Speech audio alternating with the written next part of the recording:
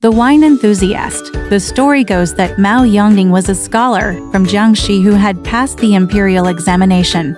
He was known for his heavy drinking habit, and his relatives and friends were all scared of him and avoided him. Occasionally, Mao would visit his uncle's house, where he would joke around due to his humorous nature. The guests at his uncle's house liked his company, and they would all drink together. However, when Mao got drunk, his behavior turned abusive, offending the other guests. The guests became angry, and chaos broke out at the gathering. Mao's uncle tried to mediate, but Mao accused him of taking the side of the guests and became even more furious with his uncle. Unable to handle the situation, Mao's uncle informed his family, who came to take him back home. But as soon as they laid him on the bed, his limbs turned cold, and upon touching him, they realized he had passed away. After Mao's death, a man wearing a black hat arrested him. After a while, they arrived at an official's residence. The roof of the building was covered with light blue glazed tiles, an uncommon sight in the mortal realm. They reached a platform and seemed to be waiting to meet an official. Mao assumed that he hadn't committed a serious crime, and that the arrest might have been due to a fight he had with guests while drunk. He turned to the man in the black hat, who stared at him angrily like an ox, but Mao didn't dare to ask him. Nevertheless, Mao believed that having an argument with someone as a scholar might not amount to a grave offense. Suddenly, an officer in the main hall announced that those involved in legal disputes should come back tomorrow morning to wait. Then, the people below the platform scattered away like birds and animals. Mao, along with the man in the black hat, stepped out, but with no place to go, he stood under the eaves of a shop. The man in the black hat angrily said, "You wine-crazed scoundrel! It's getting dark. Everyone is finding a place to eat and sleep. Where will you go?" Mao trembled and said, "I still don't know what's going on. I haven't even told my family about this, so I have no money. Where can I go?" The man in the black hat said, "You wine-crazed scoundrel! If you were buying wine for yourself, you'd have money. If you utter nonsense again, I'll use my fists to break your drunken bones." Mao bowed his head and dared not speak further. Suddenly, a person came out from the door, saw Mao, and exclaimed in surprise, "How did you end up here?" Mao looked and realized it was his maternal uncle. The uncle, Jia, had already passed away several years ago. When Mao saw him, he suddenly understood that he was already dead, which filled him with even more grief and fear. He cried out to his uncle, "Uncle, please save me." Jia turned to the man in the black hat and said, "Dongling is not an outsider.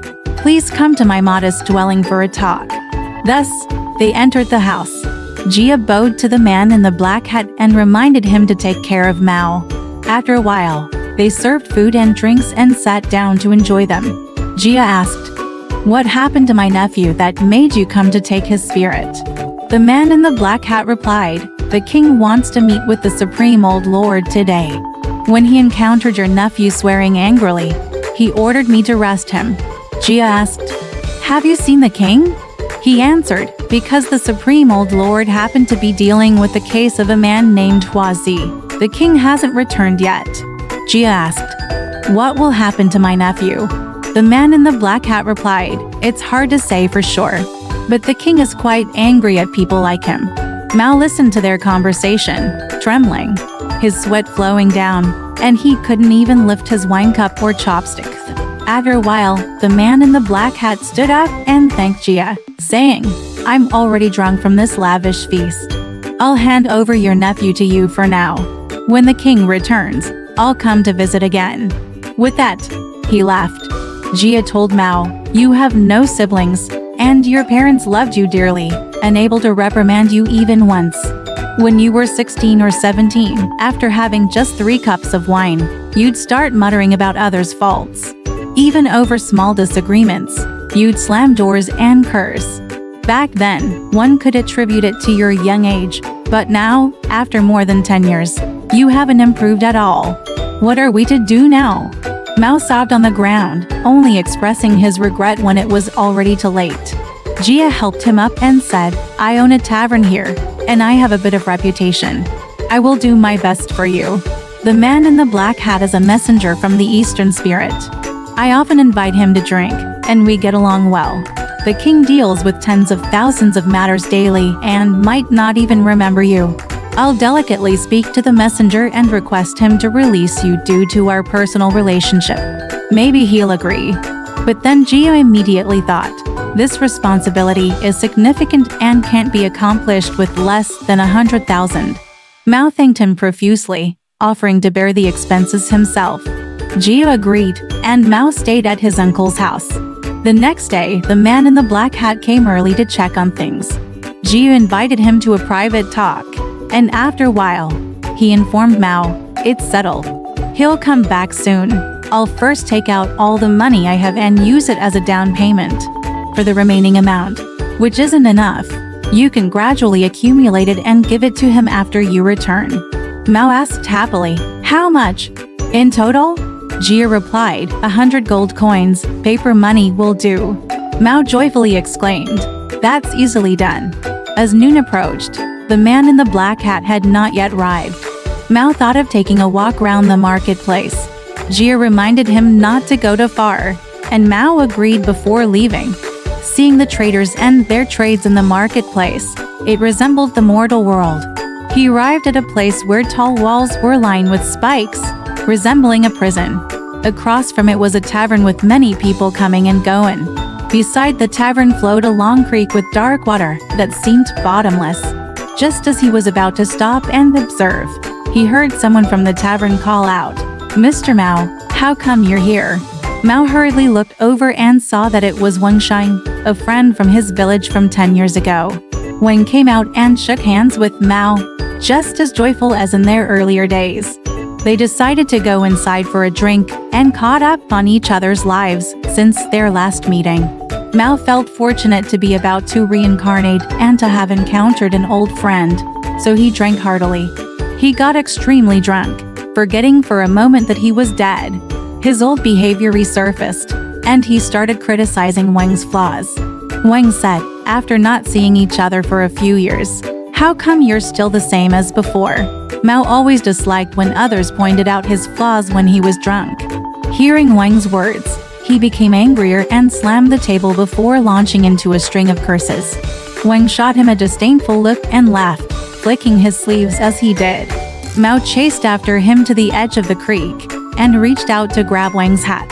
Wang, annoyed, said, you're truly unreasonable, and pushed Mao into the creek. The water wasn't too deep, but it was filled with sharp blades as dense as reeds, and they pierced Mao's sides and groin, immobilizing him in pain he could feel deep within his bones.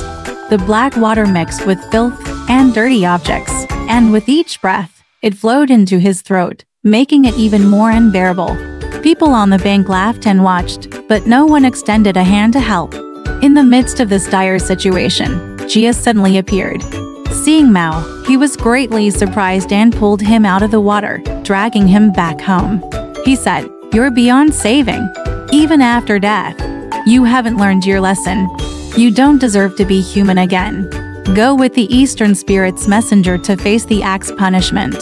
Mao was filled with immense fear and cried, I acknowledge my wrongdoings. Only then did Gia say, the Eastern Spirit's messenger came earlier to await you and establish the contract, but you were outside, wandering and drinking. As he was quite busy and couldn't wait any longer, I've made the contract and paid 1,000 to let him leave. The remaining amount is due at the end of the month. When you return, you must quickly prepare and, at night, go to the outskirts of the village, into the wilderness, call out my name, and burn it. This vow you made can then be resolved. Mao agreed to everything. Gia then urged him to set off, accompanied him to the outskirts, and reminded him, you absolutely must not break your promise and implicate me. Only then did he provide directions for Mao to return home. At the time, Mao had been lying still for 3 days, and his family believed he had died from excessive drinking. However, his breath lingered faintly like a thread. When Mao woke up on that day, he vomited profusely, expelling dark fluids by the bucketful, with a terrible stench. After vomiting, his sweat soaked through the bedding, and his body felt refreshed. He told his family about these strange occurrences. The spots that had been pierced by the creek's sharp objects hurt and swelled, turning into sores overnight. Fortunately, they didn't develop into severe infections, and by the 10th day, he was able to walk with the support of a cane. His family urged him to repay his debts from the underworld, but Mao calculated the money he needed and realized he was just a few ounces of silver short. He felt reluctant and said, "Perhaps it was all just a dream during my drunken stupor. Even if it's real, since the Eastern Spirit's messenger let me go discreetly, how could I dare let the king of the underworld find out?" His family tried to persuade him, but he refused to listen. However, Mao remained cautious and didn't dare to indulge in excessive drinking again. His neighbors and fellow villagers liked his progress and associated with him more. But over a year passed, and Mao gradually forgot about the retribution from the underworld. His courage grew, and his old behavior began to resurface. One day, Mao was drinking at a relative's house and insulted the host of the gathering. The host kicked him out and shut the door, heading back inside. Mao had been arguing and shouting for a while before the host's son found out and came to support him home. Once Mao was inside, he knelt on the ground with his face against the wall and knocked his head countless times, saying, "This is to repay your debt. This is to repay your debt." Afterward, he collapsed on the ground. When they looked at him, he had already passed away. Alright, this story has come to an end. If you liked it, please give it a thumbs up. Thank you.